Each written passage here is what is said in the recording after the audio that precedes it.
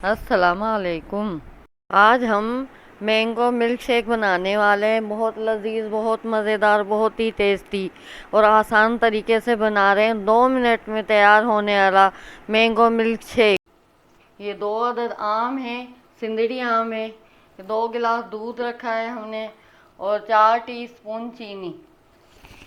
हमने जूसर जग में आम कटे हुए डाल देने।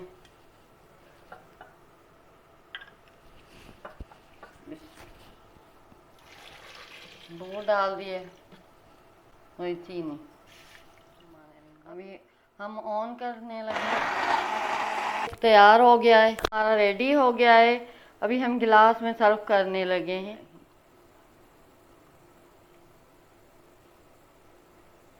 बिस्मिल्लाहिर्रहमानिर्रहीम।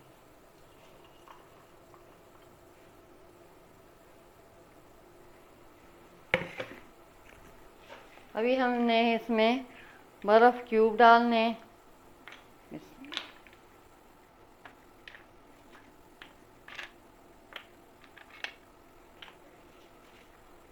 हमारा मिल्क शेक आम का रेडी हो गया है। चैनल को लाइक करें, सब्सक्राइब करें और शेयर करें।